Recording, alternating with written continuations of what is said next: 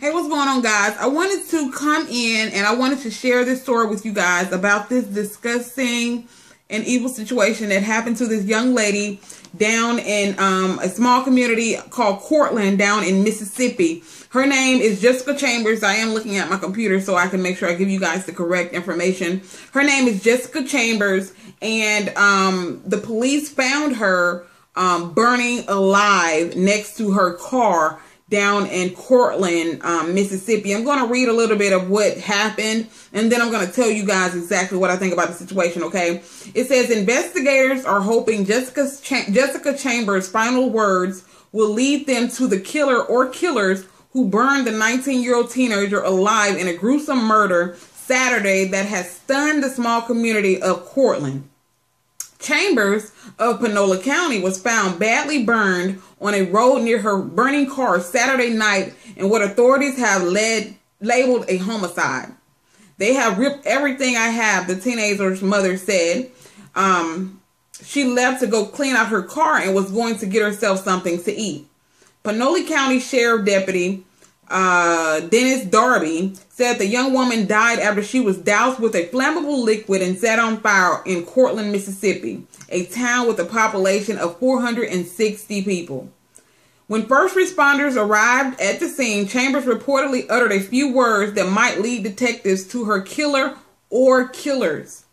Police have not disclosed what Chambers said or tried to say. No motive has been released. They squirted lighter fluid down her throat and in her nose. And apparently they knocked her out. Her father, Ben Chambers, told the station as he fought back tears. She had a big gash on the top of her head. When the fire department got there, she was walking down the road on fire.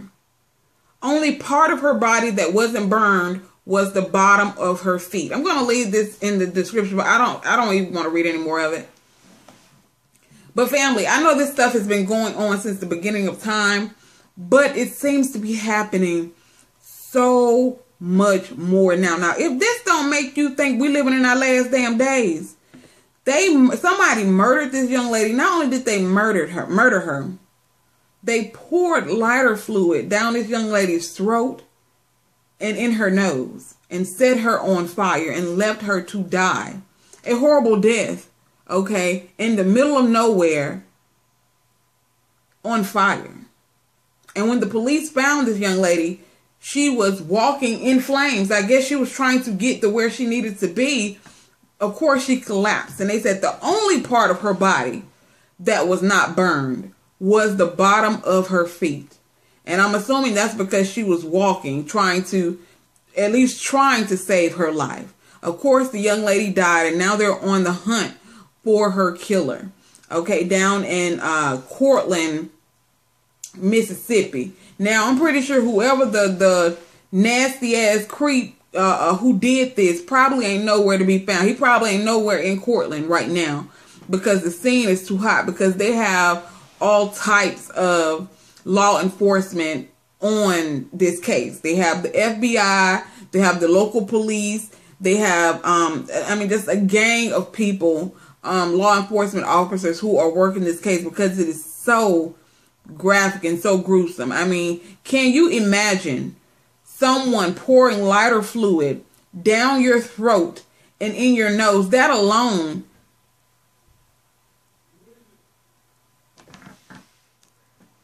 But can you imagine something like that happening to you?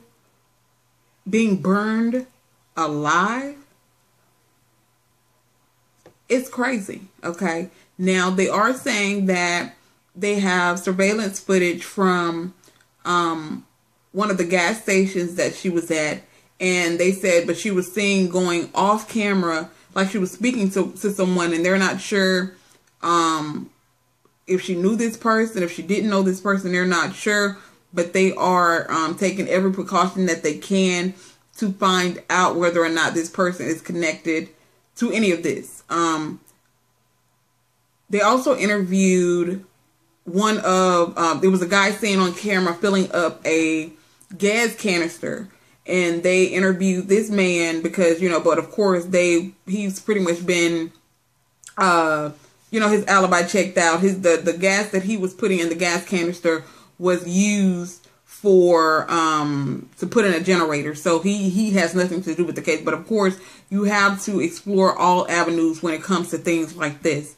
But I want you guys to keep this young lady's family in your prayers. I just thought this was something that was extremely gruesome and disgusting. And, you know, I couldn't even imagine, you know, the mere thought of, number one, burning alive, and the number one thought of having my child or family member or anybody for that matter, just the mere thought of them having to go through something so horrible and horrendous, and that being their last few moments on this earth. Just keep her family in your prayers. Now, she did mumble something to the police before she took her last breath. They are not releasing what exactly that she said. Some people are alleging that she mumbled a name to the police officers, and possibly that is the name of her killer. Hopefully that's exactly what it is.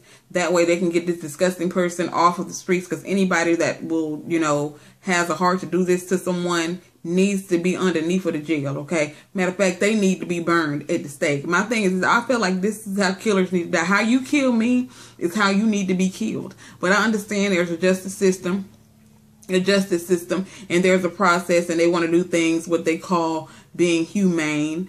But I feel like how you kill me needs to be how you die as well. And I ain't saying, I'm just saying. But you guys keep this young lady's family in your prayers. I will leave that link down in the description box below so you guys can go and check out this story. And I will talk to you guys in the next video. Bye.